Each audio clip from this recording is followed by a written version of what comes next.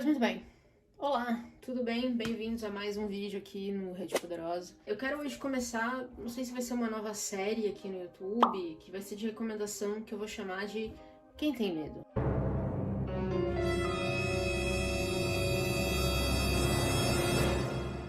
E o tema desse primeiro vídeo é calhamaços. Esse papo vem de uma amiga minha, das antigas, que me dizia que ela não lia livros de guerra ou relatos de guerra porque ela tinha muito medo de sofrer, da tristeza. E eu sempre tive essa ideia de que a última coisa que nós temos que ter da literatura é medo.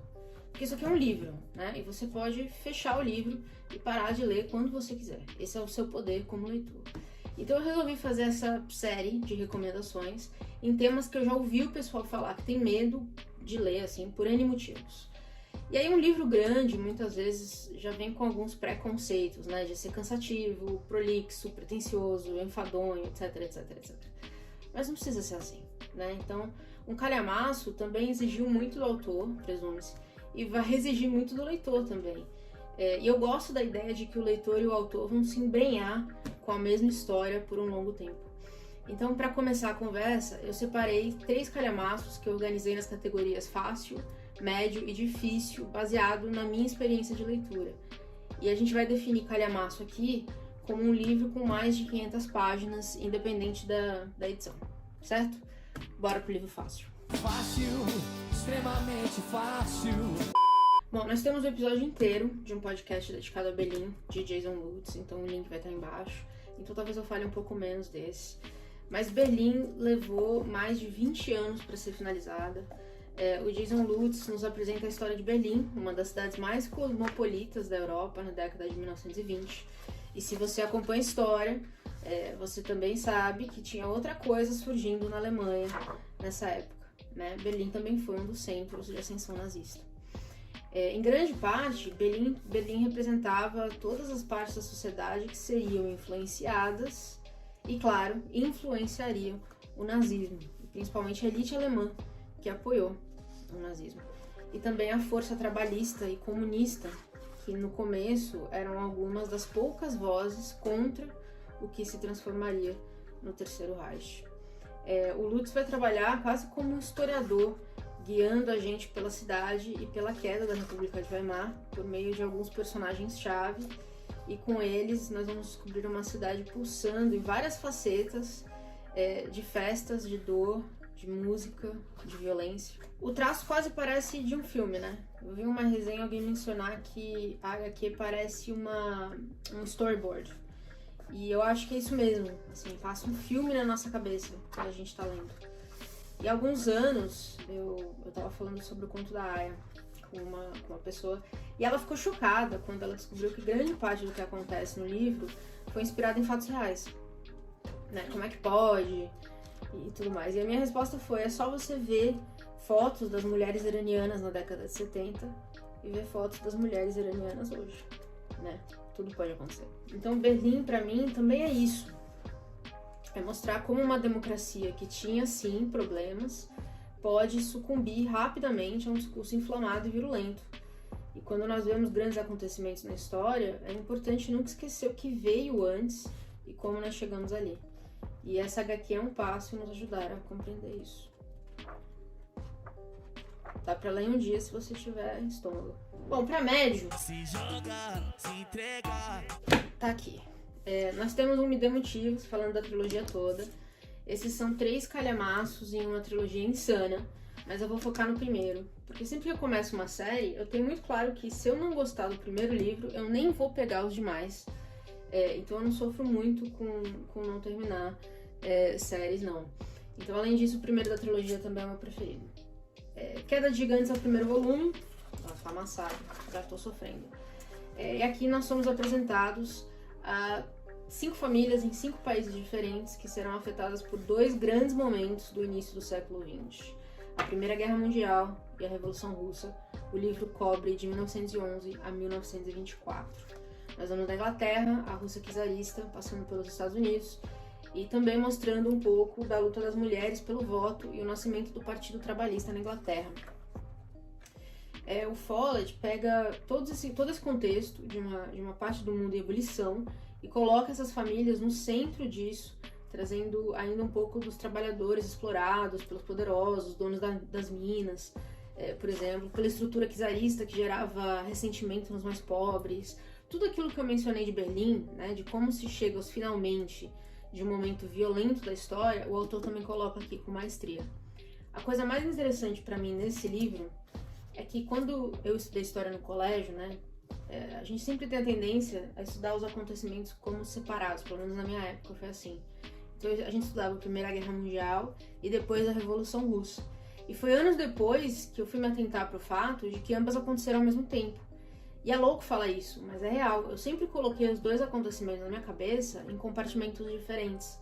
E foi lendo Queda de Gigantes que eu conectei não só as duas situações, mas os impactos que ambas tiveram na Europa e no mundo como um todo. Ler a trilogia inteira também gera uma conversa sobre trauma geracional, porque a gente acompanha os descendentes dessas famílias lidando com outros grandes acontecimentos do século. Então a gente vai ver a Segunda Guerra Mundial, a Guerra Fria, a Guerra do Vietnã, a crise dos mísseis de Cuba, a queda da União Soviética, etc. É uma trilogia histórica incrivelmente bem feita e bem pesquisada, e por incrível que pareça, dá para ler rápido, porque tanta coisa acontece que a gente não consegue desgrudar das páginas. Vão ter alguns momentos mais calmos, sim, e talvez com menos ação, porque o autor precisa contextualizar o que acontece. Mas ele faz isso de uma maneira muito didática, então ninguém precisa ser professor de história para entender o que está acontecendo.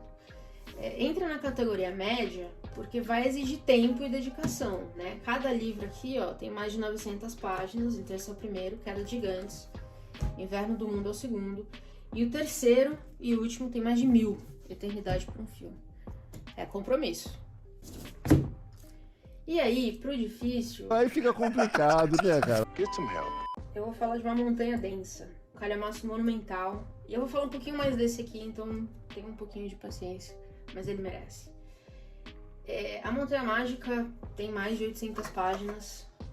Presume-se que o Mann começou a escrever em 1912, mas foi interrompido pela Primeira Guerra Mundial. E aí isso pode ter influenciado o autor a expandir o texto original. E a história começa quando Hans Castorp chega em um sanatório, no alto de uma montanha, para visitar seu primo Joaquim, que está internado ali. O Hans é órfão, de pai e de mãe, e ele tem 24 anos. Ele é alheio aos problemas da vida, ele é um pouco devagar para entender o ambiente. Ele é um típico jovem, sabe? Sem nenhuma ideia própria, ele não é nada original, ele é meio bobão, assim. Nada demais. A descrição do dia a dia do sanatório é tão monótona quanto esses dias deveriam ser, assim. Os pacientes têm uma rotina bem estabelecida, as vidas são regradas pelos horários das refeições, dos descansos e passeios, só. O Hans, inicialmente, pretende ficar no sanatório por 3 semanas. Mas depois de 2 semanas, os médicos descobrem uma mancha no pulmão dele. E aí eles pedem que ele considere ficar um pouquinho mais em observação. E aí vão 200 páginas para cobrir essas primeiras 2 semanas de território. Então assim, o ritmo desse começo é lento. Então tem que ter paciência. Muita. Mas algumas personagens vão marcar Hans de uma maneira muito mais importante que outras. Então a primeira figura que começa a moldar o sanatório em uma escola para Hans é o italiano Settembrini. Ele fala sobre democracia, direitos humanos, liberdade individual, a busca por conhecimento, pela arte, a importância da literatura para a humanidade. É um personagem pós-guerra, recheado de simbolismo. Em algumas interações, quando o Settembrini encontra Hans, ele acende alguma luz para falar. Então ele tira o Hans da escuridão, figurativa e literalmente falando. E o italiano é o primeiro passo, né, na iluminação do jovem Hans como cidadão do mundo. Quando o Settembrini se muda do sanatório para uma casa em um vilarejo próximo, o Hans e o Joaquim conhecerão o Nafta, que é um senhor muito aprumado, que mora na mesma casa que o italiano e com quem ele tem discussões ferrenhas sobre as ideologias, as escolas ideológicas que eles seguem. A genialidade do Mann, para mim, aqui, é que em nenhum momento ele descreve as ideias de cada um. Ele as apresenta quando os personagens estão discutindo, defendendo as teorias. Enquanto o humanismo do Settembrini falou por muitas páginas sozinho, o Nafta se apresenta como um contraponto na segunda parte da história, né? Então ele é adepto do radicalismo, ele enxerga o mundo de maneira extrema, o famoso preto no branco, entre aspas, né? Defendendo, por exemplo, a Inquisição e os aspectos mais severos do catolicismo. E aí, quase ao final da obra, menos de 300 páginas para a conclusão, a gente vai ser apresentado ao Peppercorn, que é o nome mais doido, que é um holandês, plantador de café, que está visitando o sanatório por uma temporada.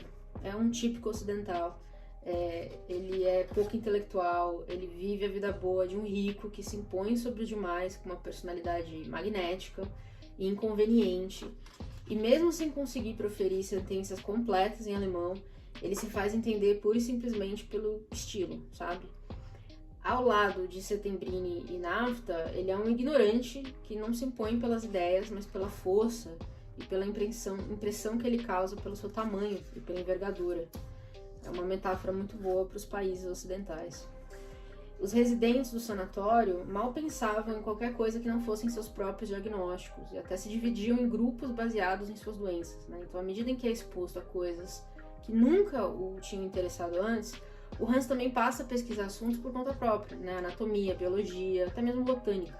Então ele vai de um jovem simplório, babaca, chatão, bobão, para um dos mais curiosos e interessados do lugar. Então não deixa de ser um livro também sobre amadurecimento e autoconhecimento. O tema da sexualidade é abordado de maneira bem à frente do tempo, eu achei. Há leves indícios de uma paixonite platônica e homossexual de Hans na juventude, ou talvez uma curiosidade, pode ser. Em outro momento, durante o almoço, o Hans acusa uma das comensais de ter se apaixonado pela Madame Chauchot, uma enigmática russa que está ali, e a moça recebe a acusação com pode ser que sim, né? Ela não fica chocada. E o que chama a atenção de Hans na Madame Chauchot, por quem ele se apaixona também, é que ela se pareça tanto com o menino por quem ele teve certa fascinação quando jovem, a ponto de ele achar que eles podiam ser irmãos. Então o crescimento do Hans vai ter momentos mais doces, assim, mais leves, como essa apaixonite aí pela Madame Chauchot, e vai ter momentos basilares na formação de um cidadão político, que é entender as teorias vigentes no mundo e formar uma opinião própria com conhecimento adquirido. O Hans, de fato, é um modelo meio que para o mundo pós-guerra que precisa ser, que parece que precisa ser afligido pela doença, no caso a guerra, entre aspas, para reconhecer sua própria indiferença às ideias que existiam ao seu redor e entender que se você não escutar o que está sendo dito e entender e analisar, você nunca vai chegar a lugar nenhum. Acho que é uma mensagem, o livro todo para mim é uma mensagem de Thomas Mann ao mundo que ele viu ser destruído pela guerra, porque ele fugiu. Um mundo que ele viu ser destruído e que deixou de se comunicar. Um outro fator crucial na obra, obviamente, é o tempo. O efeito que ele tem em cada um de nós, mesmo quando suspenso da realidade, ou quando ele parece suspenso da realidade. No sanatório, à medida que os dias passam, os dias se repetem, era fácil esquecer há quanto tempo se estava ali. As estações não respeitavam os preceitos básicos do clima, elas pareciam surgir quando elas queriam, mexiam, e aí isso mexia ainda mais com a consciência de tempo do lugar. E é por isso que a condução da história por personagens fortes é tão importante, porque eles são, de sua maneira, a maneira de rastrear algum resquício de tempo e organização dos dias. Quando um entra e outro sai, pode-se pensar no tempo passado. Quando um debate ocorre diversas vezes, o tempo fica marcado por essas conversas que mostram que algumas ideias se mantêm muito além de um período determinado. Até porque a melhor maneira mesmo de medir o tempo é mais através de experiências e coisas interessantes na vida do que com horários e calendários, Aí a monotonia que a gente viu lá no começo, quando a gente chegou no sanatório junto com o Hans, desaparece quando os dias se enchem de conversas interessantes. O livro cobra, mas também entrega uma história fantástica, cheia de momentos marcantes, personagens vivos, que agregam ao enredo muito mais do que diálogos insonsos que visam só contar a história do Hans, assim. Eles engrandecem a história do Hans, e, consequentemente, do livro que a gente vai ter em mãos. Eu demorei 3 meses para ler, e eu fui lendo com muita calma, porque eu acho que é isso que esse livro exige da gente. Leve seu tempo, mas valeu cada minuto. E é por isso que eu coloquei ele na categoria difícil. E é isso, eu espero ter convencido você a dar uma chance para Calhamaço, se você ainda não se adaptou a ler livros grandes. Se você for do time de livros grandes, me conte quais você recomenda. Eu adoraria ter mais recomendações. Eu amo ter mais recomendações. Eu amo livros enormes. E vamos que vamos. E é isso. E até o próximo vídeo. E tchau.